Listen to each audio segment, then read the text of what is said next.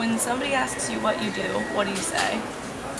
You know, I have a hard time explaining what I do these days, but mostly I just say I try to be generous with my time to founders of companies and I help them scale.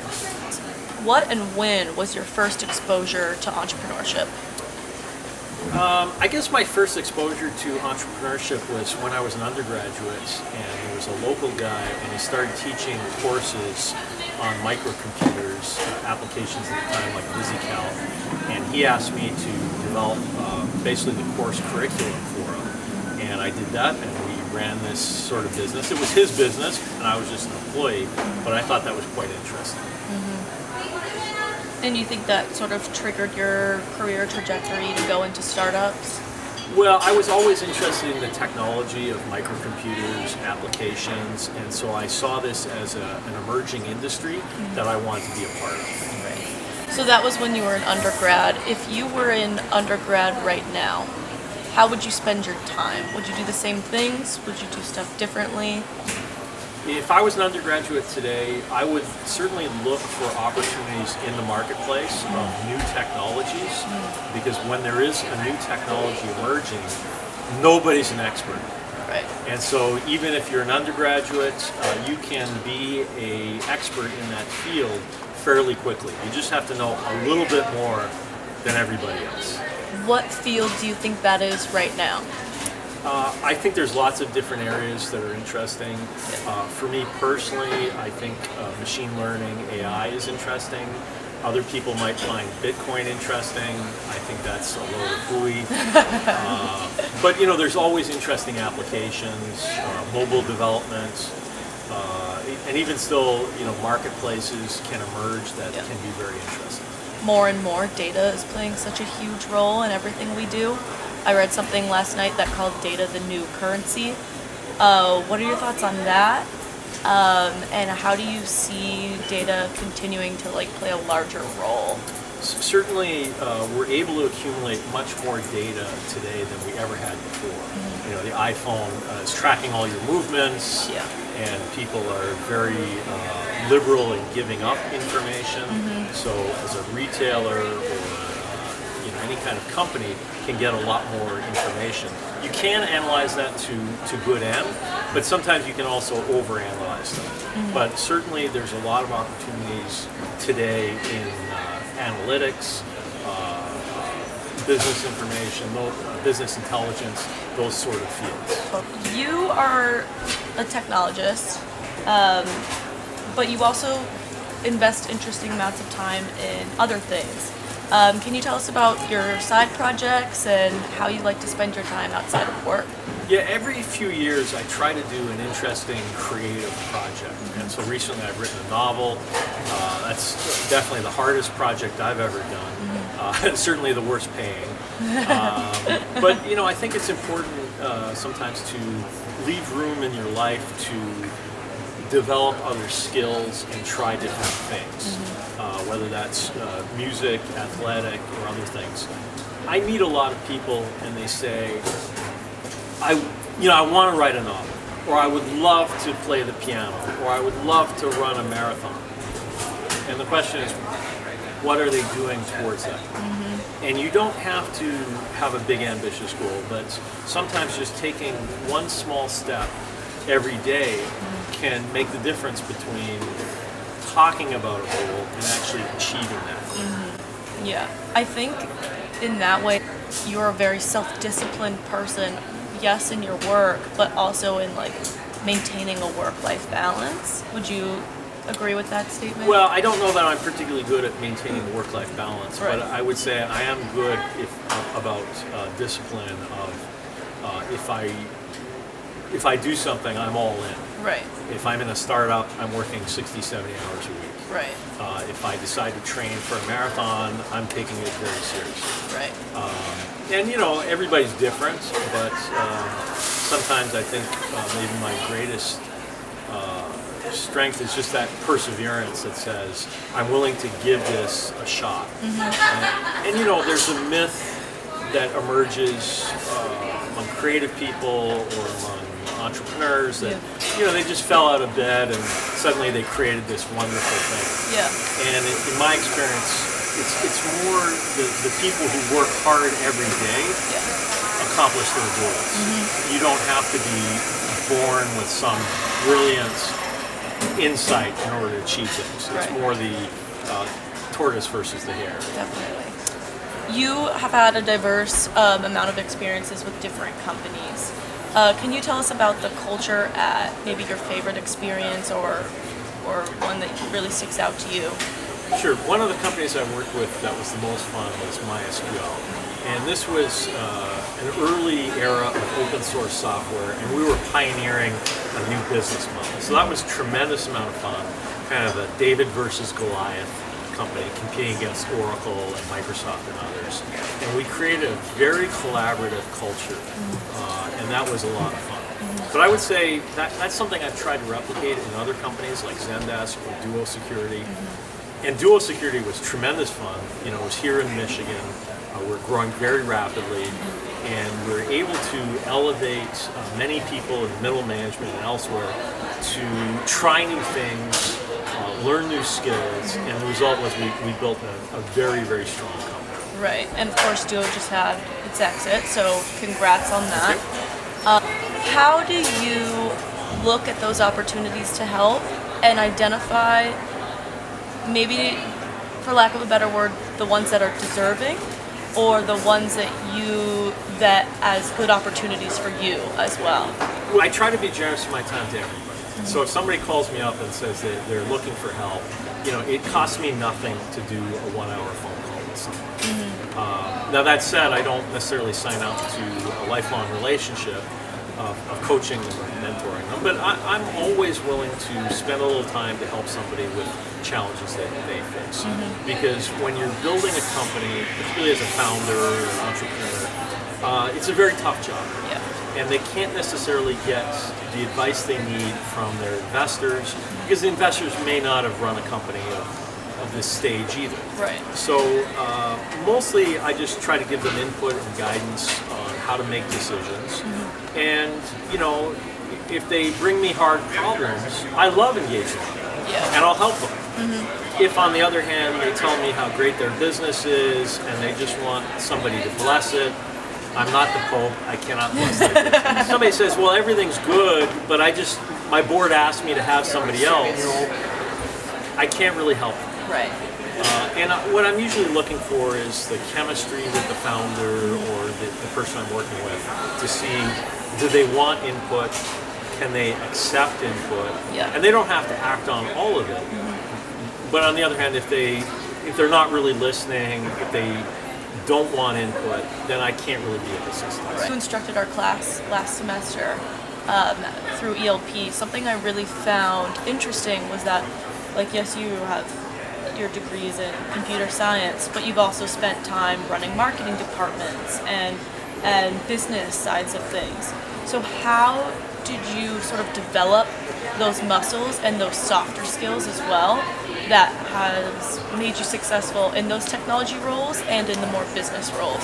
I'm not sure I really have the soft skills, so I'm not really a people person.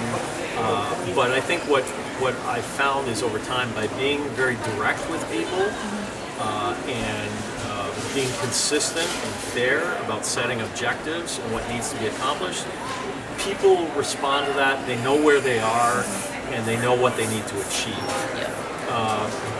And you know, partly, you know, you learn from other people. So there are people I've worked with where I saw, wow, they're really good at interacting with others, or they're good at giving rough feedback to somebody without breaking their heart. Right.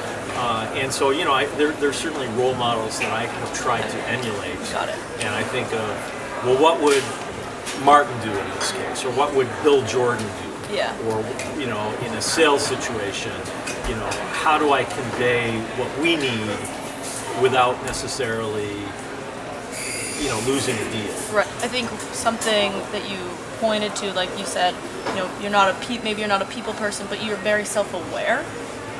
Something we've been asking everybody is, how self-aware are you? So how well do you know yourself? Well, you know, as you get older, you understand your strengths, and you know that your strengths can also be your weaknesses. So I'm very good at seeing patterns. Yep. And sometimes I see those patterns before other people see them, whether it's a pattern in the marketplace, among our customers, competitors, what have you. But I have to recognize that other people might not see the patterns. You know, and I took my glasses off for a reason, because I can't see particularly well without my glasses. Right. And sometimes I'm that way with people, that I don't see what, maybe the way they want to be seen. Right. And so I always tell people who work with me, don't be subtle. If there's something you want me to know, tell me flat out. Because I'm going to tell you what you need to know, and it has to be a two-way street. Definitely. And you learn over time. If there's certain things that skills that I'm not excellent at. There may be other skills that I don't necessarily have. For example, someone might be better at quantitative analysis. Yeah. So I'll try to make sure that I have somebody like that on my team to support me.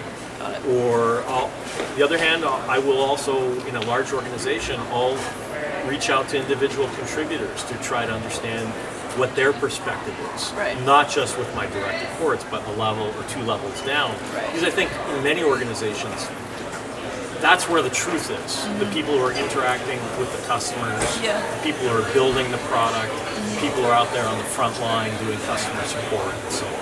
But I think I'd love to know sort of what's next. So where do you see, I know you're really enjoying your time with startups and advising and doing all that fun stuff, but is there anything specific on your radar that you want to jump into?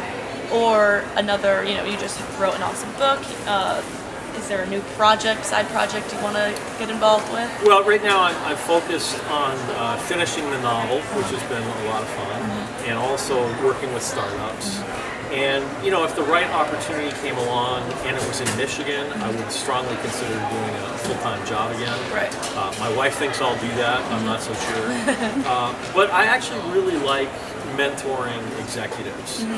And I've been in business for 30 years, and I kind of look ahead and say, okay, well, there's another maybe 30 years ahead of me, but I want to do something different in that period. Right. And so I've been fortunate that I've been able to try different things, teaching at U of M, mentoring founders, being on the boards of companies, and I think I sort of see my role as being more to help create the next generation of entrepreneurs, and hopefully we can continue to build a strong ecosystem in Michigan and elsewhere.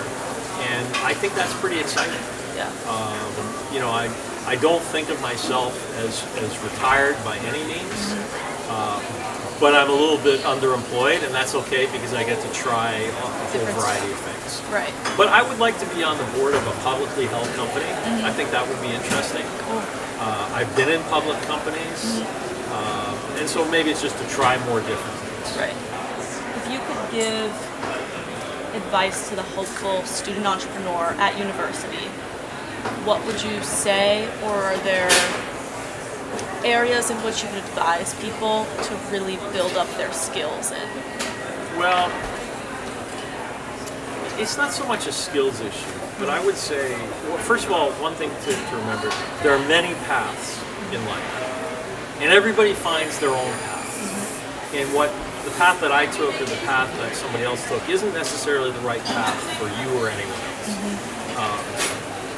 But part of that is also recognized when you're on this path, you can always go back a step or try a different path. And sometimes, when you're young, you think, okay, well, if I take this next step, that's it, I'm on a road to consulting or in big companies or whatever. And you can change it any time. Right. And in today's world, there's so much freedom to try new things that I want people to really remember that they can make a shift at any point in their career. Right. But maybe instead of skills, the most important thing to think of is when you're in a company, particularly this is the advantage of being in a small company, you get to try lots of things. And the reason it's so good for young people to work in startups is it's all about what you bring to the table. And you may not have the experience that other people have, but if you have the attitude that says, I'm going to put up my hand and I'm going to try this thing. And maybe you don't get to try everything you want. But in a small startup, suddenly they're doing a trade show and they're saying, hey, who can help out with this? Yeah. Kind of volunteer to try almost anything in a startup. And startups, if they're growing rapidly, open up tremendous opportunities for people. That you will get to do so many different things that in a larger company, there's rules and there's a pecking order and there's a hierarchy and they don't want you to go outside your area. Right. Like, that's not your job. In a startup, you never hear those words. Right. The lines are blurred. The lines are blurred, Yeah. and I think you can learn so much in a fast-growing startup. Now, there's risk associated with it, but the skills you learn of trying new things, even when you don't know how to do it, and you'll figure it out. Yeah. And even if you don't figure it out, you'll have learned something about yourself or about that field in the process. Definitely. To me, that's invaluable. Certainly, there's a myth in society that the more money you make, the happier you will be. And every study that has ever taken place has shown a very, very low correlation with that. But basically, once you're past a certain level of salary, or the difference really does not make doesn't have a big impact on your happiness. Once you're out of level of that abject poverty, and so I would be very, very cautious of ever taking a job for the money. I don't think I've ever taken a job for the money. I've taken jobs because I found it was an interesting opportunity, or I liked the people, or I thought I could do some good. And that psychic reward of working on something that you're passionate about is way, way, way more important than the paycheck.